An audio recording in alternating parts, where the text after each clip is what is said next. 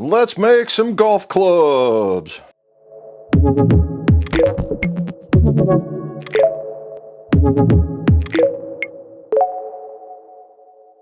Welcome back to the McGolf Shop. Jim McCleary here in the actual shop, not the fitting room. And it should be no surprise by this point in time that supply chains are really quite the problem. They're choking a lot of, well, things that we need, right? Things that we need. I wouldn't consider necessarily a golf club things that we need. Well, yeah, maybe. At least from me, at least from my point of view. However, the golf industry has been impacted just like anybody else, right? And that's the problem. Well, most of the companies are making recoveries, at least of having heads. Now it's shafts and now it's grips, right? And mostly right now the holdup is shafts. We're being told that some companies are, well, they're eliminating some shaft models completely in order to focus on some more of the popular ones so that they can get those out. Well, it just so happens some of those ones that they're taking out are also ones that we use. So we're really going to have to figure out what's available and what's not in order to do our fittings properly, unless you feel like waiting an entire year, right? It doesn't mean they're canceling it out. It just means that they're, for the foreseeable 2022, they're just not going to make them. So that's going to be a bit of a change, right? So some of those old standards that you thought that you were going to be using in 95-gram shafts from some companies, and some of the less expensive models will probably not be available. And as they become available, we'll talk about it on my live stream. Now, I haven't said it before, well, I have said it before. I haven't said it in a while. We do a live stream on Mondays, 17:30 or 5:30 Eastern time, and we do this. We talk about golf club fittings, repairs, opinions, just things that go on, and we talk about the PGA Tour results, that kind of stuff. And it's from around the world. So if you would, take some time, join us at 5:30 on the YouTube channel or our Facebook page, right, McGolf Custom Clubs, and you'll be able to see some of that. So that'll be grand if you would. It's a really good conversation, very laid back, very relaxed. All right, so one of the companies that is catching up that we've been waiting on is Mizuno. And we're one of maybe 19 or 20 what we'll call heads dealers in order to be able to build Mizuno. And why do I choose that? Well, Mizuno makes a very fine head, and they put together pretty good clubs. But I wouldn't be me if I didn't think I did it better. And that's not a knock on Mizuno or any other OEM that we carry the product with. I think it's just more of a vested interest in the shop. And that's what we're doing. And I think it gives a little bit of one-on-one, a little bit more personal touch. And there are some product that I get that they can't. And that's typically what we go with, right? There's things that we get that they just can't. And that's what goes in these clubs. So that's another reason. So we've been waiting, and we've gotten our shipment in. We got a pretty good shipment in, and we have a few extras. However, in this case, we're building Mizuno hot metals. The Mizuno hot metals are for Terry, and Terry's a music teacher, and he teaches rock and roll, so he can't be all bad, right? And he really mashed the Mizuno irons, really liked them, but needed a lighter weight because he was a smoother swinger, and he gravitated towards the Acra 50. The Acra 50 is a very nice, very well-made shaft. It is just very, very light. And if you look, it comes with a warning because it is so light. And there's the warning. It says warning, warning, warning, warning. And basically what that warning is to remind the club maker not to use a clamp and just really wrench down on it, because you'll snap the shaft. Now you're like, oh, well, does that mean he's going to do that? Well, probably not, because as a whole, you're grabbing the club all the way around, and you're not going to get that where the clamp is just doing it like this, and we don't want to smash it, creating the weak points on the top and the bottom. There. Okay. So now now what do? We're going to build some clubs, right? Let's build some clubs. We're going back to the basics since it's been a while. So what do? Well, we go back, and this is going to be a theory to practice. We go back and we measure everything that we're going to use. So we measure the heads, Now you'll notice that I have a Wilson sand wedge in there because he gravitated towards that wedge instead of the T20 that was available. Now, and that's the factor of custom fitting, right? There's just certain things that you like more than others. You're not relegated to one brand. So there's another part of this. Anyway, we're going to do the Wilson and then into the Mizuno hot metals. However, this is parallel. This is not. So we got to drill them out, right? We got to drill them out. And that's what we're going to do next. Now I've already weighed them, so we know what it is, and so this will answer the question. Hey, does drilling out a club change the weight dramatically? Let's go find out.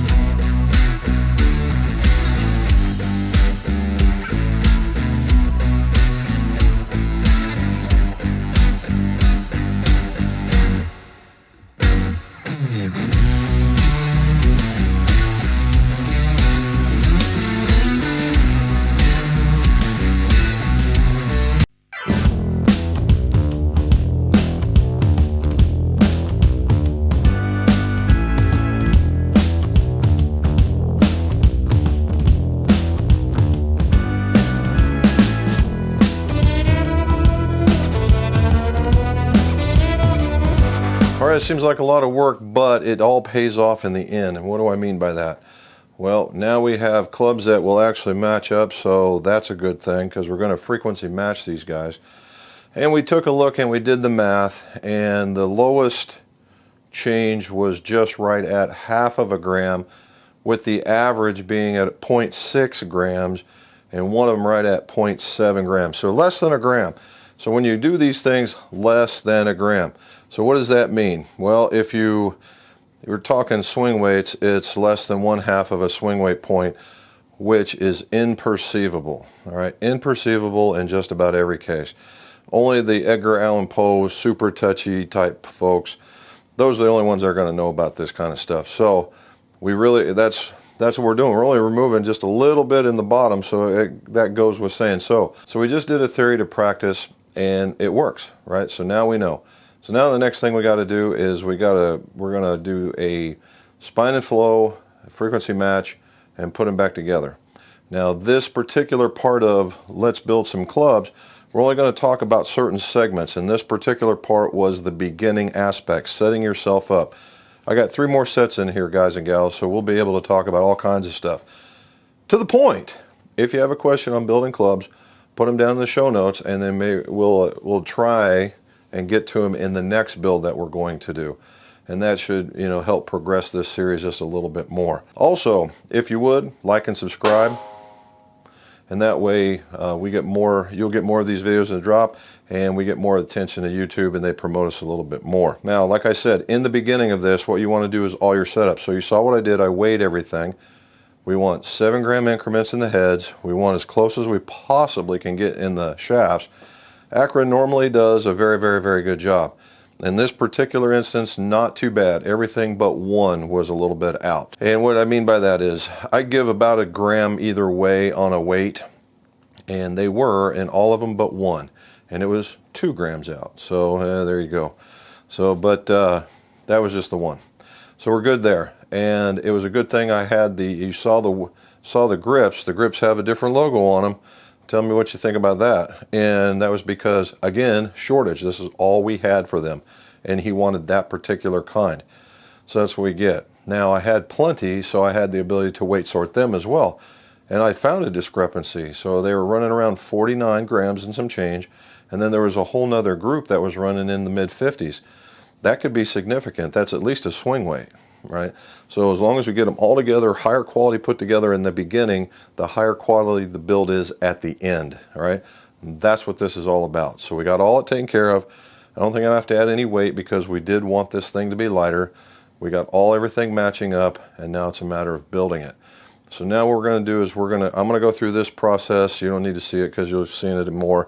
If you want, there's some more videos on there on how to build clubs, and you can see it there. But what we will do is we'll talk about how to glue them together.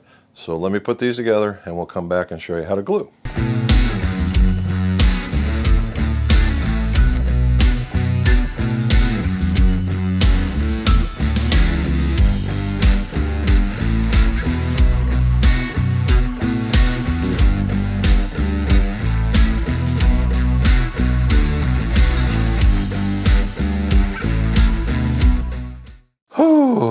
Alright, so basically we've got them all frequency matched. They came out the way I wanted them to. I had to trim a couple of shafts more, but that's the idea of custom and making sure they're dead on. That's the reason why we do this, right? What I've done is we're going to use the Tour Glue, and the Tour Glue is a fast set epoxy, and maxed out I can get maybe 6 clubs done.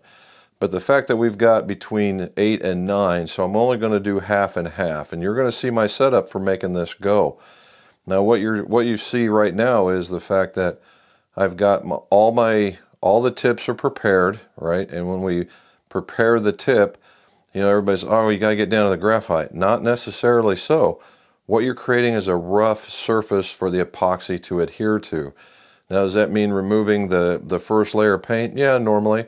But does it mean you have to get down to the bare bones graphite in that? No. In fact, if you have just a little bit, if they have like a primer coating and you can get it roughed up, that's actually kind of better, in my opinion. So we got those taken care of. We've got our heads all lined up just like we like, from the shortest to the tallest. Does that matter? No. It's just, that's the way I just like it because it's in order. And I also have all my ferrules lined up, and I always put an extra ferrule out there just in case one breaks. It's rare, but it does happen.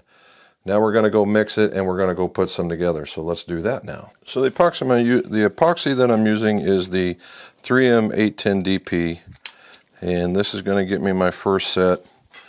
We'll set that together. Now this is very, very fast, but you have to work, and the reason why you have it all set up is so that you can work very, very fast, very, very efficiently without going, oh, I forgot this, oh, I forgot that. And then all of a sudden that just costs you a club that you can build, because this stuff's not inexpensive, because it's supposed to be that good. So you still gotta, I still get it mixed up in about a minute. I like to put my quick center in there, and I always get asked about that, and all I do is give it a light coating across the top. There we go. Another 10 or 15 seconds. Okay, and we got to see it's already starting to set up on us. So now we got to get moving. So we get the tip of the shaft going, the ferrule there, push down. I have my piece of wood right here underneath. You just heard that. Push it down. Now we get the shaft with some stuff on it, with the glue on it. You can either spin the shaft or spin the head. The idea is to get the epoxy spun out, and then you line it up. Make sure it's seated. I could have had those out, but they're right within reach. Wipe it down. You give it 2 wipes. Take my tape that I've got, put it across the top to prevent ferrule creep, and we move on to the next one. Get a little bit of epoxy, get it going, push it down, get some glue on there. Now you can also, if you're really kind of paranoid about getting glue in there, you're always going to have a little excess at the end. You can always just scoop into there, and that'll force some extra in. There we go. Line it up.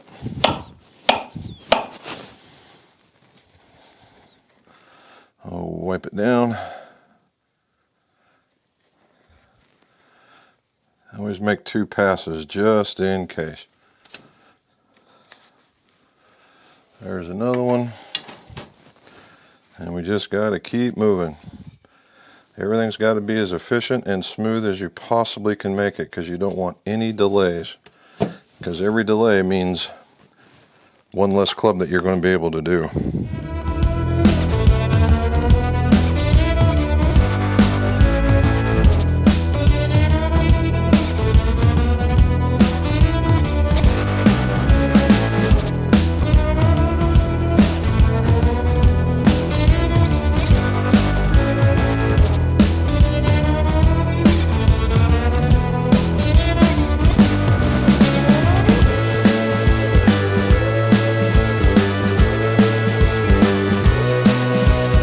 Hit my goal. Let's see if I can get just one more out of it and use up all this glue. You see how it's starting to kind of booger up a little bit? I think this is the last one. When it starts getting gooey like that, you're pretty much done. All right, well, I got 5. That's not too bad. And as we can see, it's not, I probably could have got one more, but there's kind of, here's where that's the give tail, that's the give right there. When you see that, that means they're done. So we break out just a little bit more since we only have 3 to go. I'm getting lucky with the ability to push these heads on. Typically there's a lot of extra resistance to that, and the idea here is I like a little bit of resistance so that I know I have the 2 surfaces binding. Now, you see people talking about using a ferrule installing tool. I've never used one, because I always like using the actual head that's going on in order to ensure you have the right ferrule seating. Because not every manufacturer has a different depth, so you have to set a little bit differently. So why not just use the ferrule as the installer tool yourself? Now on the Wilson, on the wedges, you probably could have went with a different ferrule, but in this case, actually I like it because the 5/8 inch look is actually pretty good for this club. Alrighty, so what you see is we're on the rack, and we're ready for the drying. Shouldn't be but a few minutes, but we're going to wait overnight so we have a full-on cure. And we'll be talking more about these in just a minute. All right, it's next day. We got up kind of early to make this go because we have a lot happening. Now, what we did was we took the Mizuno hot metal, right, which has got the chromoly cast club on it. It is their most forgiving model. Has a little bit stronger loss, a little more offset than Mizuno would have, which is not as much as a lot of other people would think. It's a good little club, particularly if you tend to hit the ball a little fat, and that's what we found out in the fitting. Just a little bit of fat will bounce you out and you don't get stuck. He's a very, very smooth swinger, and he's getting ready to retire. So we put him in some Acura I-Series 50s, a very, very nice shaft. It is made for the smoother swinger, very light. And when we finally found that total weight for him, he killed it, right? Just absolutely killed it. So that was another positive on it. Now, getting into the wedge, based on where he plays, because he plays an hour plus away from here, that the terrain that he plays on, the way that he plays, that the Wilson staff model fit better. Now, it was like, oh, that's a whole different thing. Yes, it is, right? It is. It's a different way to get the same place, though. It's narrow of sole, but it has a tremendous amount of bounce in it. So you get kind of the same thing. The effective bounce on it's pretty good. It's also a little aggressive, so it works out very, very well for his situation. In that one, we put the Acura 90 wedge shaft, which is slightly heavier, like the way we like doing things, and so it provided a really, really good feel for him. So, so everything came out. So we got our frequency matching, we got our spine and flow, we got all those weight sorting. Really, the beginning of this was does reaming out, because that's always a concern for folks, does reaming out really change the club a lot? And as we found out, on the average, just shy of right at 0.6 grams, so you're less than a gram, almost half of a gram. And that's imperceivable by a lot of people, right? It's imperceivable, and that's really what we want. It's okay to do that. That is the preferred way for a lot of guys that that have asked me questions on my live stream. That which would you rather do? And I said, well, if you have the tools, I would much rather you ream the club out and let the shaft play originally. But if you don't, it's easier to make the shaft get smaller and get into the club. And that depends on the type of shaft. Not every shaft is created equal, as we all know, and you have to have certain conditions to make that happen.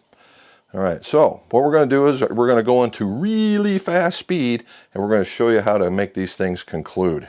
So stay with us, and remember, if you would, like and subscribe, and that way you get more of these videos when we drop, and it puts us to the top of the list when people shop for golf stuff. So let's go put some more clubs together.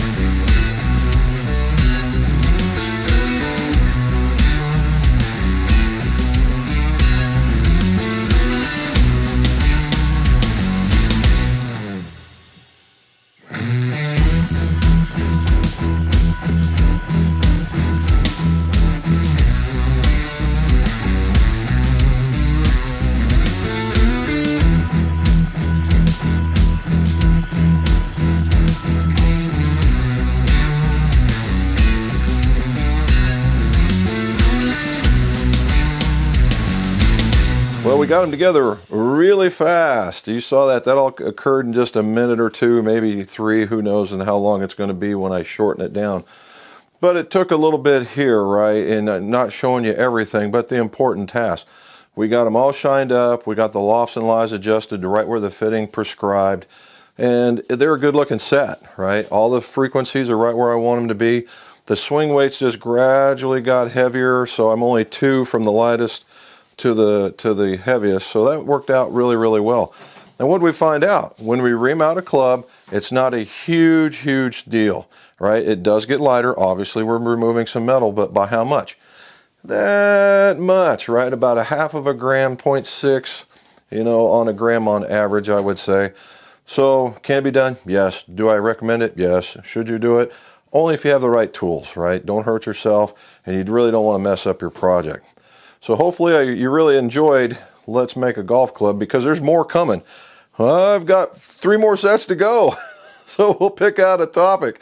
So if you really want to see a topic in building clubs and putting them together, put them down in the show notes and tell me what you think. And we'll see if we can't try and get a hold of those here. If not, you'll be looking somewhere down in here, and there's a video that YouTube is recommending from the collection in order to do more of the same. And hopefully you like it. Please like and subscribe. And as always, let's see your scores go low.